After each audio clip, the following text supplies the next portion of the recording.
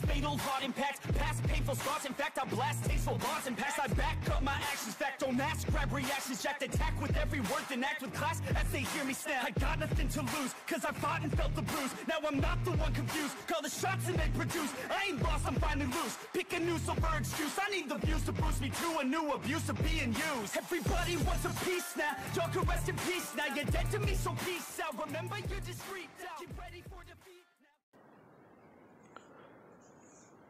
This world is quite different from the one our protagonist has previously found himself in. The world where this young boy was born.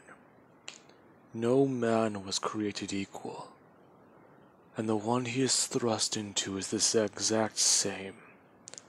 However, in this story, in this tale, our hero, we shall say, he is thrust into a world of violence and chaos, one of absolute disarray and unorder, one where there are more than humans.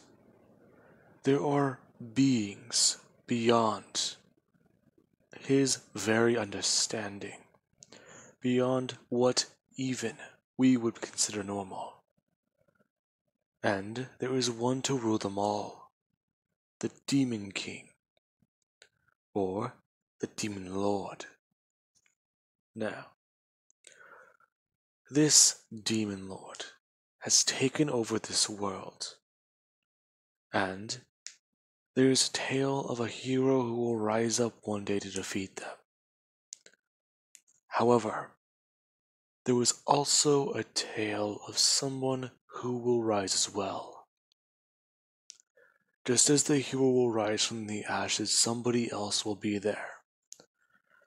And their one goal is to defeat this hero and rule over the world, taking the place of the previous Demon Lord. Now, with that introduction to this what if out of the way, hello everybody. This is Q's show here, and now, thank you all for getting me to 11K. It really does mean a lot to me that you guys enjoy all the stories that I do make and put out on my channel. Now then, with that being said, let's jump straight into this since that introduction was over almost 2 minutes long. Now, we will start with Izuku Midoriya in the world of MHA. Izuku Midoriya is exactly the same as Kanon, up until his incident with the sludge villain inside the tunnel. Midoriya fights and tries to do whatever he can to survive, but he is ultimately killed. Now, we do have where the sludge villain would go about his way and All Might would encounter him, inhabiting Midoriya's corpse. To which All Might would be none the wiser whenever the villain slips away using Midoriya. Now, Midoriya in MHA is fucking dead. To put it lightly, or, well, that wasn't lightly at all. Anyways, we will cut to Izuku Midoriya, who he's currently standing in the middle of nowhere. He's surrounded by darkness, as we do have somebody sitting on a throne in front of him. Wow. So, that was, well, not supposed to happen. Huh? Who are you? Where am I? I'm alive? Well, actually the opposite. The opposite? Wait, I'm dead? Are you the Grim Reaper? No, actually I'm not. Listen, there's this whole thing going on, and well, I'm sort of just an intern, so really it's kind of, well, you know. No, I don't. I'm sort of just confused here. Last thing I remember, I was struggling to breathe and, well, I was being attacked by a villain. And you're kind of just telling me I died. Yeah. Anyways, now, this person in front of him would then go to management and figure everything out, as they do present Midoriya with a choice. Midoriya was a good person, and he was treated harshly in his life. So, Midoriya could either go to heaven, or he could try something else. Try something else? Yeah. Listen, this is actually a very common thing. If someone from a world dies, we usually just reincarnate them in other worlds. Really? Yeah, it's not really that much of a big deal. In fact, you're what? Actually, the first person I've ever reincarnated. That's sort of cool, I guess. So, what's your name? Izuku Midoriya? Now, the person would say, what is his choice? You're asking me to pick right now? I'll go for the second one, I guess? Wait, that was the reincarnation, right? Oh, perfect. Well, I should warn you. This world is full of magic, and it's also full of monsters, so be careful out there. Okay. Now, Midori would feel a force pull him backwards. As we do have where Midoriya, he suddenly does jump awake in a bed, as he's confused as to where he is. Midoriya rubbing his head as he does look down his body to see he's bandaged. Oh, thank God. I had the weirdest dream. Wait, Midoriya says, opening his eyes. This doesn't look like a hospital. Wait, this looks like a house. But wait a minute. Midoriya say, turning to his right to look out a window at a giant open field. No way. This can't be. Now, Midoriya does go to stand, as he does see a pair of clothes laid out for him, along with a piece of paper with writing on it. Midoriya going to pick it up as he does look down at it. Shit. I wonder what this says. Now, Midoriya he would go to put on the clothes, finding that they kind of do fit, but they're loose in some places. The sleeves are a bit too large, and when Midoriya does move his arms around, they do right up to his shoulder. Along with that, Midoriya does have to tighten the belt that he does have for his pants as much as possible. And the legs are too long. However, Midoriya he does kind of just stuff the pant legs into the shoes or the boots he was given. As that does happen, there's a knock on Midoriya's door. And Midoriya he does walk over and answer it. Oh, you're finally awake. Skyrim reference. Yeah, sorry. Uh, do you know where I am? Oh, uh, that's strange. You're just in our little village. A little village? So I did die. Oh, no, just quite close to it. Huh? Yeah, you're kind of lucky. We found you out by the river. Looks like you washed up. So, where are you from? Huh. I guess I should just. No, wait. If I reveal I'm from another world, they might. No, wait. Well, that's sort of complicated. I kinda don't know who I am. Hmm? You lost your memory? Yeah, sorry. Do you know your name? Uh, no. In fact, well, I kinda feel bad for just putting you through all that. Hmm? No, don't worry about it. My name's Eliza, and well, you're welcome to stay here for some time, especially since you're going through all that.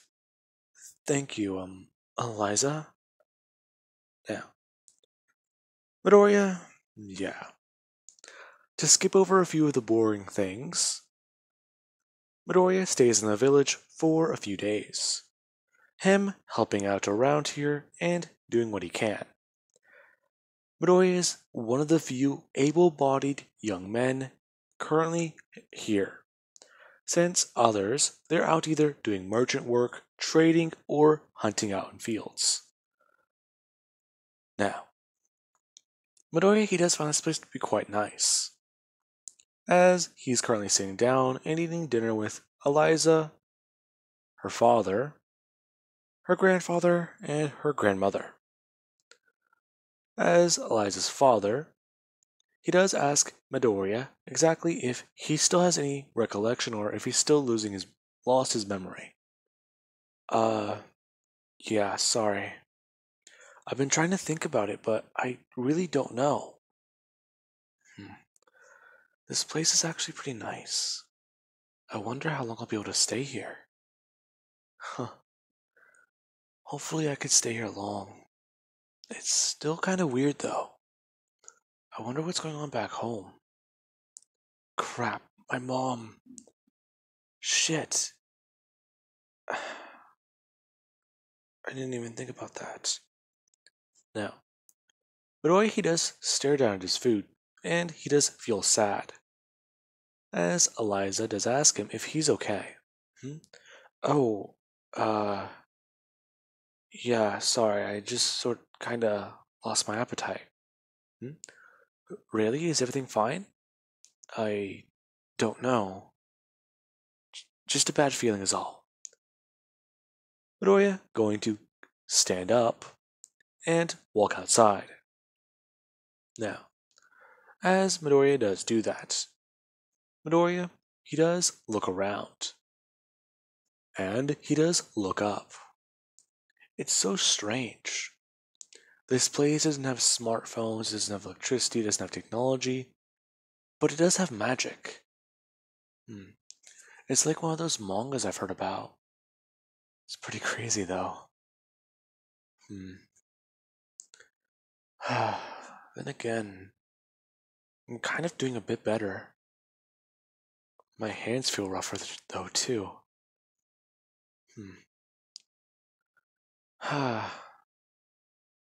Maybe I could stay here for long or even work to get some money and head out. It's not so much of a bad idea. You thinking about something? Oh, Eliza. Hi.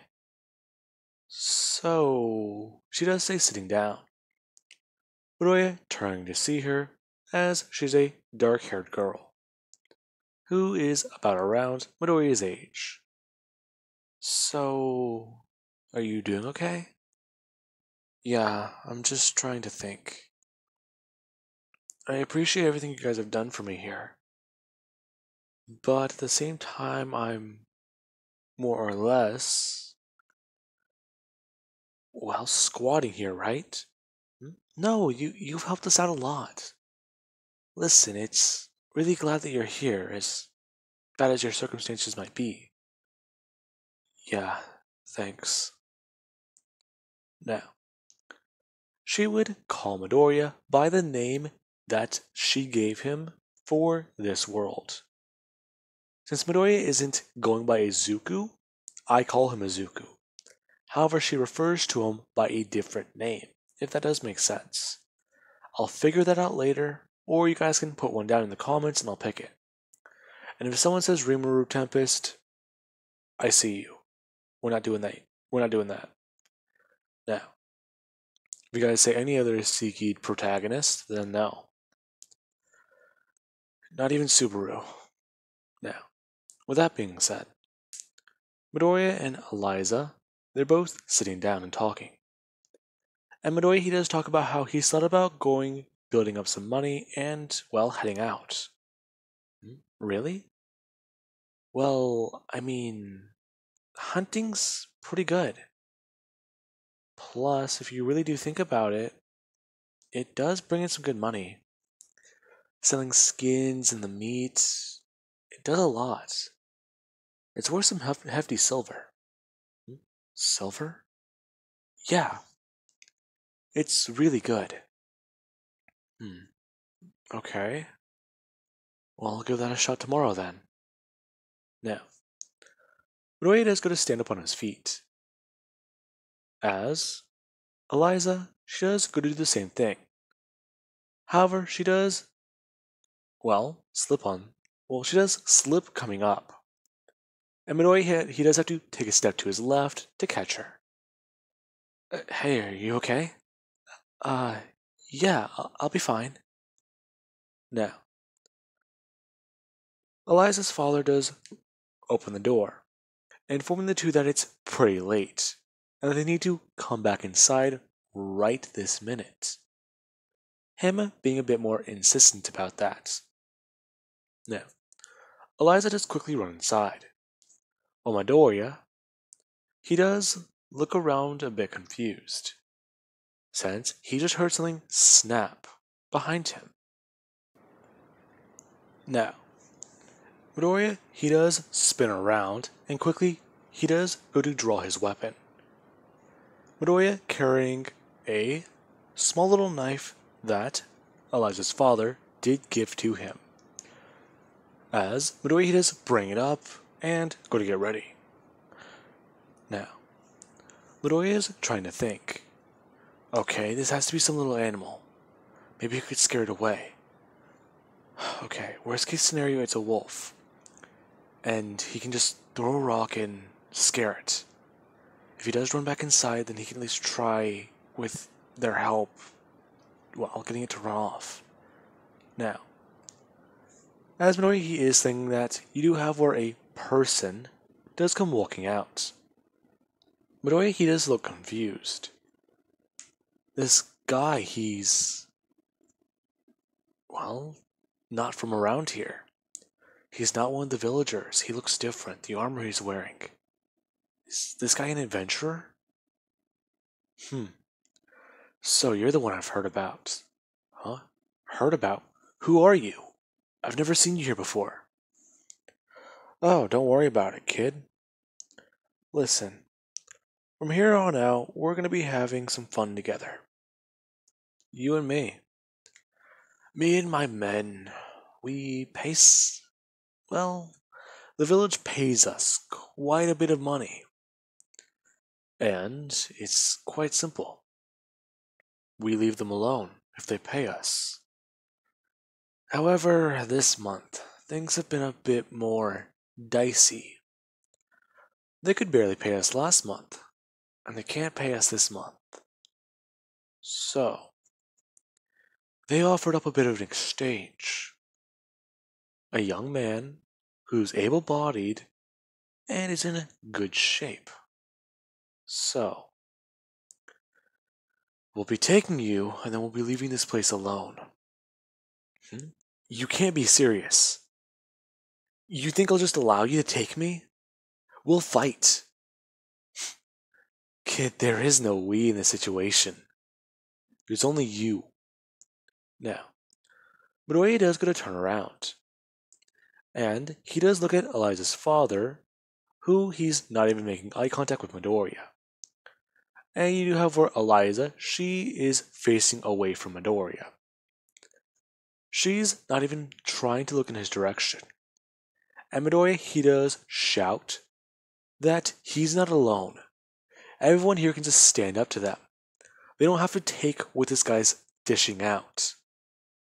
As Midoriya he is doing that, there are many other men who do come out of the tall grass. And as soon as Midoriya does pay attention and look back at those men, yeah. He finds that they are not the good guys. In fact, they're the opposite. He thought they were adventurers, but they're all thieves. They're all just ruthless men. Midoriya, as soon as he does realize he's outnumbered, he does bolt off, trying to run around the village. He's trying to think of a strategy, trying to think of a plan. He knows where some hunting equipment is. If he can just get to that shack on the far side of the village, he can get there, get a bow, some dried meat, and run. He'll be okay. Now, as Midoriya, he does run off. He does at least get 300 feet before he does begin to hear pursuit. Arrows do begin to fly past him. And Midoriya, he does try to dodge them. Him spinning around occasionally to try and make sure there's none headed directly for his back. As whenever Midoriya he does spin around this time, after running about, let's say, almost 1,000 meters away from Eliza's house, he does notice that there are men on horses following him. The moment Midoriya did spin around this time, a man directly threw something towards his feet. Midoriya, his feet being tangled together as he just smashed forwards against the ground. Before his feet, they are pulled by a rope. And Midoriya, he's dragged on the ground, as he does bounce up and smash down over and over again. As eventually Midoriya, he smashes against a wall, and he does hit his head, losing consciousness. Now, the men who just captured Midoriya, yeah, they're not going to stop here. They destroy the village and burn it down. As far as they're concerned, they've got everything they could from these people. So, they're going to sell who they can, kill who resist. It's quite easy. Besides, the Demon Lord doesn't care about this place. It's too far out of her reach. Now, with that being said, we do have Izuku Midoriya, who he has already been sold off for 10 pieces of gold. And he does wake up in a cage with wounds all over his body and his arms and legs bound in chains, as he's confused. Him going to try and break free of the chains, but finding he can't. They're too tough. Along with that, he doesn't have enough strength in his arms. Now, Midoriya, he does try to ask for help, as somebody does jump out from the front of the wagon he's being pulled in, and they do directly look at Midoriya, as they tell him to shut up. Hey, mister, you have to let me out of here now. Why would I do that? You've been sold already, kid. What? But you can't do this to me, I'm a person. It's bad. Really, kid? That's your excuse?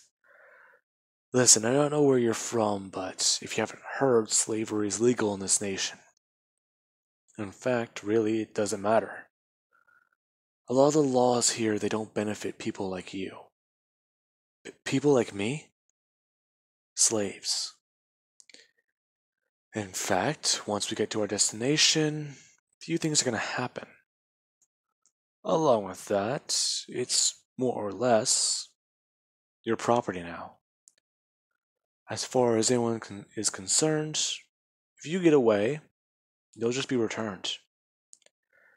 This is your life now, kid, and it sucks. You could buy your freedom, but that would cost you about your entire life.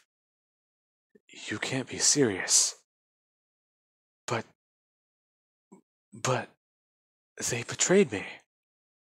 Eliza. Her village, Oh. Kid, you don't know? What? Oof. Yeah. They made a trade, but the bandits in that area, they decided they've had their fun. And they do what bandits do. Burn, pillage, and, well, they sold who they could. Now, sad to say that that's just life around here. So get used to it, the man does say. Now, Midoriya, he does try to call for help. However, he is eventually silenced whenever somebody, they do, just hit him across the face with the butt end of a sword. Now then, with that being said, we do have where Izuku Midoriya does get to his destination. And he does find that he's been bought by somebody of a wealthy status. And currently, they are outside waiting for him. As the merchant does throw open the back of the wagon, Midoriya does see sunlight. And he does shield his eyes as he does see a older man come walking up. Him directly looking at Midoriya as Midoriya does go to bring up his hands. Quite the feisty one this one is. He's got plenty of willpower in him, doesn't he? Yes, sir, he does. Just as you requested.